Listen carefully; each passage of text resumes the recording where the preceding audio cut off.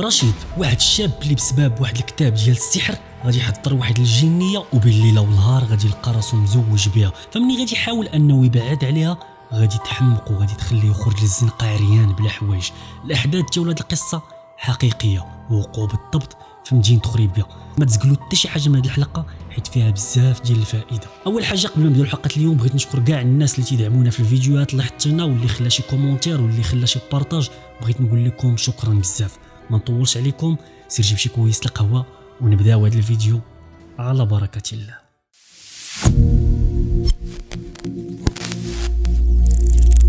رشيد ولد مدينه خريبكا. الدري من الصغر ديالو هو مولوع بعالم الجن والخوارق. فمني كانت عنده 12 عام ما خلاش شي مقبره مشى ليها ولا شي بيت مهجور دخل ليه، وكان الهدف الوحيد ديالو هو يعيش شي تجربه خارقه. ولكن جميع المحاولات اللي كان تيدير ما عمره قدر باش يوصل لداك الشيء اللي كان باغي. فمع مرور الوقت رشيد بدا تيكبر والاحلام ديالو بداو تيتبخروا ليه وبدا تيبعد على داك الطموح اللي كان عنده.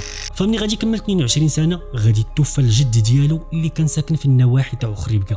فالعائله ديالو غادي يجمعوا حوايجهم باش يمشيو يحضروا الجنازه ديال الجد ديال رشيد. داز العزاء وكلشي كان تيبكي وكان حزين على الجد ديالو. وطاح الليل الناس عياو ودخلوا باش ينعسوا، ولكن رشيد تيك الليله ما جاش الناس، فقرر باش يخرج واحد الكرسي وجلس على برا ويبدا يتامل. ففي واحد اللحظه هو جالس غادي يبانوا ليه واحد جوج د الرجال كبار اللي من داك الدوار فين ساكن جدو اللي حتى هما كانوا في العزاء، كانوا تيهضروا بيناتهم. فسمع منهم واحد الهضره اللي غتخربق ليه الدماغ ديالو. غادي يسمعوهم وهما تيتكلموا وواحد فيهم غادي يقول للاخر الله يرحم المرحوم، واخا هكاك راه ما كانش صافي وكان تيتعامل مع الجن والعفاريت. رشيد ملي غادي يسمع الهضره من داك السيد غادي يتخربق وغادي يرجع به فلاش باك اللور وغادي تفكر الطفوله ديالو ملي كان تيدوز العطله عند الجد تاعو.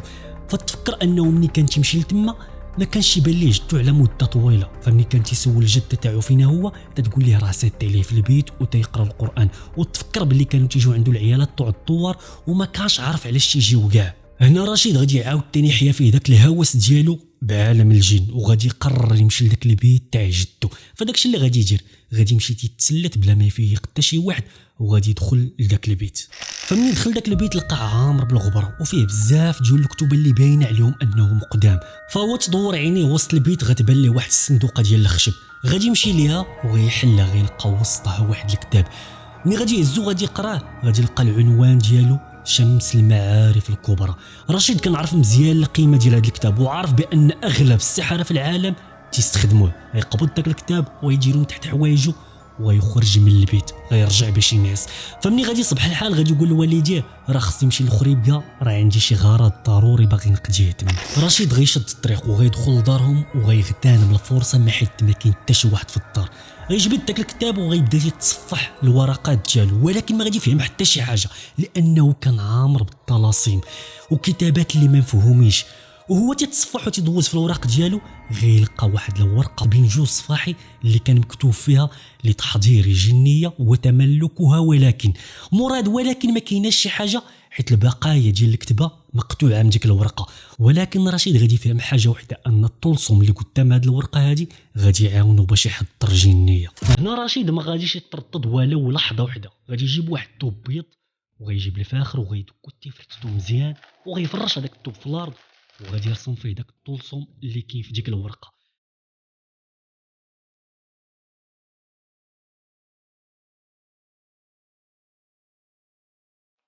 منين غادي يسالي هادشي غادي يجيب 5 ديال الشمعات وغادي يدورهم على داك الثوب وغادي يجلس ويبقى تيتامل وفي نفس الوقيته تيحاول يقرا داك الطلسم اللي كتبو واخا هو ما كانش فاهم.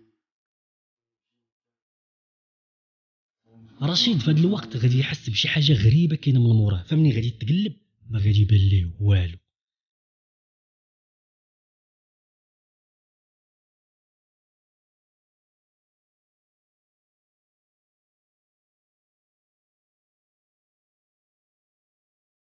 فمع مرور الوقت غادي يحس بالملل وغادي يقرر باش ينوض يمشي ينعس.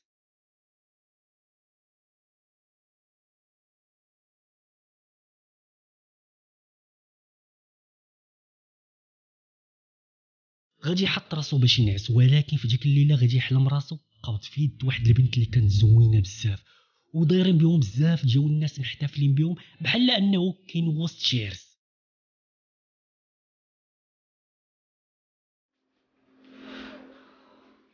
غادي يحل عينيه وغادي يتفكر هذيك الحلمه اللي شاف، وغادي يبدا تيحلل فيها، ولكن غادي يقول واقيلا هادو شي اضغاط احلام، انا بقيت نفكر في داكشي اللي درت البارح بزاف، داكشي علاش بان لي داكشي في المنام ديالي. مورا هذا الحديث رشيد غادي تبدل حياته، القرايه غتولي مسرة ليه، والناس غيولي محبوب عندهم لدرجه كبيره، واي عمل تيحط فيه يديه تلقى فيه اليسر، يعني داكشي غادي يولي تيتسر ليه بواحد الطريقه اللي في شكل. وحاجه اخرى انه وقت ما حط راسو بينعس تتبان ليه نفس البنت اللي شافها في ديك الحلمه، تلقى راسو مع ديك البنت يا كاينين في الكوزينه يا جالسين تضحك هو وياها، يعني كل ليله حط فيها راسو ضروري ما كانت تتبان ليه في المنام تاعو. هنا رشيد غادي بدا تربط الاحداث اللي تيوقعوا ليه، وبدا تفكر لربما يكون دار شي حاجه داك النهار منين جاب معاه داك الكتاب، غادي يحط راسو داك النهار اللي تينعس وغتبان ليه تاني نفس البنت في المنام، ولكن هاد المره غادي يتبدلوا بزاف ديال الحوايج. غتقول ليه الاسم ديالي ارا، وراك انت اللي حضرتيني بهذيك التعويذه اللي درتي داك النهار في الدار، وانا اللي عاونتك في الحياه تاعك، وانا اللي سرت لك بزاف ديال الحوايج اللي تدير فيهم تدروكا، وحب الناس انا اللي خليت الناس يزيدوا يبغيوك، وغادي نبقى معاك ديما. فرشيد منين فاق وحل عينيه عرف راسو ان بديك التعويذه اللي دار داك النهار هي اللي خلاته يوصل لهذا الشيء، وان ديك البنت اللي تيشوفها في المنام ديالو راه فعلا كاينه وانها من عالم الجن. هو ما تخلعش من هذا الشيء، لا بالعكس، لان كانت عنده قابليه لهذا الشيء، لانني كيف قلت لكم من الصغر ديالو كان هذا هو الطموح تاعو، وراه دارو. غادي يدوزو سنوات على هادشي، وعلاقه رشيد بمالين دارهم غادي تبدل بشكل مطلق. غير واحد الانسان اللي تيجي من الجامعه ما تيهضرش مع مالين الدار، تدخل لبيتو وتينعزل فيه، وحاجه اخرى غادي يولي عزيز عليه الناس لدرجه كبيره. هادشي كاملو باش يشوف هذيك الجنيه اللي سميتها ارا، باش يدوز معها اكبر وقت وسط المنام ديالو. واحد الليله رشيد كان في الزنقه وكان تيتمشى وسمع الاذان ديال العشاء، غادي بالو ليه الناس قاصدين الجامع وهازين الزرابي ديالهم. انا غادي يتحركوا الاحاسيس ديالو وغادي يبدا تيفكر واحد شويه، غادي يقول انا بعيد على طريق الله وما تنصليش، فغادي يقرر انه يدخل للمسجد ويصلي مع عباد الله. غيمشي غيتوضا وغيدخل للمسجد وغيصلي معاهم العشاء. فمني غادي يصلي العشاء غادي يكون واحد الدرس وسط الجامع غيديروا الامام تاع المسجد، والموضوع ديال هذا الدرس هذا كان هو السحر والسحره والناس اللي يتعاملوا مع الجن العاقبه ديالهم تتكون وخيمه. فمنين سال هذا الدرس هذا الافكار ديال رشيد غادي تخربقوا، وغادي يعرف راسو انه دار كارثه من نهار جاب داك الكتاب للدار، وانه تتعامل مع جنيه، ان علاقته بالله راه ولات خايبه بزاف. هنا رشيد منين غادي يوصل للدار غادي يعاود ثاني يتوضا وغادي يقرر باش يصلي واحد جوج ركعات لسيدي ربي باش يتوب ليه. غيحط الزربيه وغادي يكبر، غادي يبدا الصلاه تاعو، وفي هذيك اللحظه غادي يحس بواحد الضيق في الصدر تاعو، شي حاجه من الداخل ديالو مبرزطه.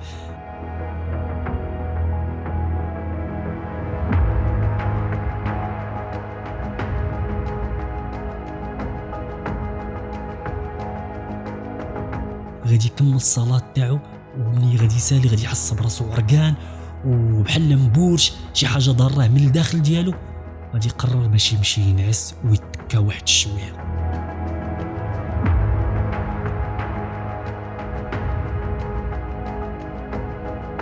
رشيد تاه الناس وغتوقف عليه ارا مره اخرى، غتقول ليه واش عرفتي هادشي اللي تدير فيه دابا راه غادي يبعدك عليا، واش انت عارف شنو هو العقد اللي بيني وبينك، راه ما يمكنش نتفرقوا بجوج. غتبقى تغوط عليه وتخاسم عليه وغتقول ليه راه ما يمكنش نخليك تمشي من بين يديا بشكل نهائي. رشيد في هذه اللحظه هادي غادي يفيق وهو مخلوع ومبورش وكامل وعرقان، وغادي يبدا تذكر الله. غادي يقرر انه يمشي عند الام ديالو وغادي يقول لها امي شوفي بغيت نقول لك واحد الحاجه. وليده لا ويجي كي داير لاباس عليك؟ لاباس الله ما صحه كنحب بخير. نهضر معاك في هذا الموضوع ضروري. يا ولدي اش غادي يقول لها امي بغيت كي تشوفي لي شي انسان اللي تكون مزيانه وتكون قريبه الله باش تقربني حتى انايا. الام ديال رشيد في هذا الوقت غادي تفرح، غادي تقول الابن ديالي جا هضر معايا وبغى يتزوج، فرحات لواحد الدرجه كبيره. تزوجوا مبروك، ولكن شوف كتفرح ما تخافش، داكشي على حسابي. ياك سمين وليت بغيت تزوج ليا هذا هو النهار الكبير. سير يا وليدي الله يسرك. ولكن منين سال رشيد معها الهضره غادي يطيح وما غادي يبقى عاقل على حتى شي حاجه. يا ربي امين وليدي، سير الله يسر، سير الله يرضي عليك، الله يرضي عليك وليدي. ديك الوقيته اللي طاح فيها رشيد غادي بدا تيتركل وغيبدا تيغوط وهو صاعر من الداخل تاعو. الام تاعو تتشوف فيه ومصدومه ما عارفاش اش واقع للولد تاعها. رشيد طيح في الارض تيقطع في حوايجو تيغوط بهستيريا. واحد اللحظه غادي يخرج للزنقه تيجري وهو تيقطع في حوايجو. الجيران اللي ساكنين تما تا هما ما فاهمين والو تيحاولوا يكالميوه ويشدوا فيه، ولكن رشيد بحال لولاو فيه 5 ديال الناس ما بحرا باش قدروا يكالميوه ويردوه للدار. الام تاع رشيد ما خلاش شي طبيب ما مشاتش عنده. اي طبيب تجي عنده ولدها تيقول لها حنا ما فاهمينش شنو واقع ليه. الدري ولا عدواني ما باقي تيدوي مع حتى شي واحد، ولا بحال شي انسان اللي هو حمق ولا تيقطع حوايجو. حتى الماكله ما باقيش ياكل بزاف، ما لقاو ليه شي حل فقبطوه وسدوا عليه في واحد البيت بوحدو، لان حتى شي واحد ما يقدر يختلط معاه ويقدر يضرب عباد الله. الام مسكينه كل نهار تتبكي على ولدها وهي حزينه وما عرفاش شنو دير ليه. فالطبا كاملهم عجزوا باش يشخصوا الحاله ديال الابن ديالها، ولكن الرحمه ديما تجي من عند الله بالصدفه بعض المرات. فواحد النهارات كانت هي تتصفح اليوتيوب، فغادي يبان لها واحد الشيخ تيدوي على السحر واعمال السحر وشنو يوقع لبنادم المسحور. فهي تتصنت ليه، قبضت النمره تاعو ودورات له، قالت ليه السي الشيخ راه الابن ديالي ها اللي واقع ليه وها اللي واقع ليه، وراه بغيتك ضروري تجي عندي.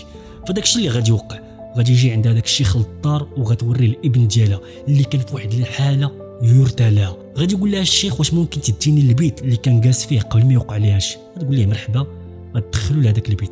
الشيخ دخل البيت تاع رشيد وبقى تدور عينيه تما، ولكن في واحد اللحظه غيطيح ليه عينيه على ذاك الكتاب اللي كان جابو رشيد النهار الاول.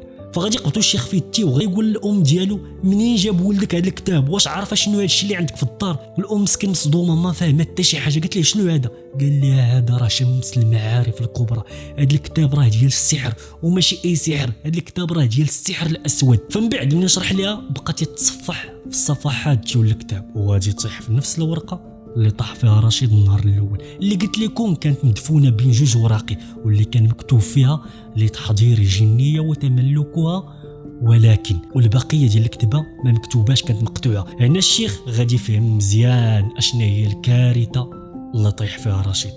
فهنا غادي يشرح الشيخ للام ديال رشيد شنو واقع لولده. غادي يقول لها راه ولدك دار واحد الطلسم اللي غادي يخول ليه باش يستحضر جنيه وتزوج بها، ولكن راه ما كانش عارف انه ولا غادي يبعد عليها غادي تحمقوا. الام بقات تبكي على الشيخ وبدات تطلب منه اشنو خصنا نديرو. قال لها انا غادي نحاول نقرا عليه ونتواصل مع هذه الجنيه ونخرج معاها بشي حل باش تعطي اتساع للابن ديالك. هنا الشيخ غادي يدخل عند رشيد وغادي يسد عليه هو وياه في ذاك البيت اللي كان محبوس فيه. غيبدا تيقرا عليه ايات من القران الكريم، وباش ما تيقرا عليه رشيد تيسعر وتيغوط. باش ما تيقرا عليه الدري تيغوط بواحد الطريقه هستيريه. حتى لواحد اللحظه الحبال الصوتيه غادي تبدلوا ليه وغادي يولي تينطق بصوت ديال انثى. فالشيخ ملي عرف راسو انه تواصل مع هذه الجنيه هذه غادي يقول لها شكون انتيا؟ غتقول ليه انا الاسم ديالي ارا، وانا راه ما غاديش نخرج من هذا الشاب هذا حيت راه الزوج ديالي وبيني وبينه عقد. غادي يقول لها الا ما خرجتيش منه انا غادي نحرقك بالقران الكريم. غتقول لي انا ما خرجاش. الشيخ غادي يكمل القراءه تاعو وباش ما تيقرا هي تتغوط وتتقول لي راه تتحرقني. حتى لواحد اللحظه قالت لها انا غادي نخرج ولكن راه عندي واحد الشرط، غادي يذبحوا لي 3 البقرات. الشيخ هنا غادي يرفض رفض تام وغادي يقول لها احنا المسلمين راه ما تنذبحوش شي حاجه الا لله، وراه شي تقول لي راه هي الصحي نديرو لك. ملي سمعت الاسلام قالت لي واش ممكن انك تشرح لي شنو هو هذا الاسلام هذا وتعرفني عليه. الشيخ قال لها الاسلام هو واحد الدين اللي جابو الرسول صلى الله عليه وسلم محمد، وقال لها راه هو واحد الدين اللي زوين. انا قالت لي واش يقول الاسلام في الجن؟ قال لها الاسلام نزل معاه القران وراه مذكور الجن في القران، وحتى الرسول صلى الله عليه وسلم راه جالس للجن في واحد الليله وشرح لهم الدين ديالهم. ملي بقات تسمع هادشي من الشيخ بدات يعجبها الدين ديالنا، وقالت لي الا بغيت ندخل الاسلام شنو خصني ندير؟ قال لها اول حاجه خصك ديري هي انك خصك تخرجي من هذا الشاب، لان هذا الشيء راه منافي للدين تاعنا بشكل نهائي، ولا خرجتي منه راه غادي ننصحك انك تمشي لمكه حيت فيها شيوخ الجن وراه تقدري تعلمي منهم بزاف ديال الحوايج. انتقات الشهاده وخرجات من رشيد حل عينيه وما كان عاقل على والو من داكشي اللي داز عليه. الحاجه الوحيده هي ان رشيد ولا انسان ديبريمي مكتئب ومنعزل على الناس، ما باقيش يتحاور مع عباد الله. والام تاعو داتو لواحد المركز تاهيل باش يحاولوا يبداو معاه من الاول ويخرجوه من ديك الازمه النفسيه اللي كان فيها. والفضل ديال هذا الشيء كامل ترجع لهذا الشيخ اللي قدر يعتق هذا الشاب من الجحيم اللي كان عايشه. قصه رشيد هي واحد القصه اللي نقدروا نتعظوا منها، واي حاجه حرمها الله راه ضروري غادي يكون عندها السبب. هو مشى للسحر وبدا تيخربق فيه، والله قال لنا ولا تقربوا السحر. بزاف الناس غادي يتفرجوا في هذا الفيديو غادي يقولوا هذا الشيء كاين ولا غير تخربيق، ولكن بغيت نقول لك عزيزي المشاهد ما تكونش من الناس الذين يؤمنون ببعض الكتاب ويكفرون ببعض. الجن مذكور في القرآن، وخير دليل قول الله تعالى وما خلقت الجن والإنس إلا ليعبدون. وماشي غير القرآن بوحدو، بل كاينين أحاديث نبوية بزاف وكثيرة اللي متفق عليها أن الجن مذكور فيها. كنتمنى باش تكون عجباتكم الحلقه ديال اليوم وتكونوا خديتوا منها العبره والافاده ان عالم السحر والشعوذه خص الانسان يبعد عليه ويعطيه اتساع بشكل نهائي. كنتمنى تكون عجباتكم حلقه اليوم، وما تنساوش تبارطاجوها مع الاصدقاء ديالكم. لنا غادي نقول لكم تهلاو في راسكم ونتلاقاو في الفيديو الجاي ان شاء الله.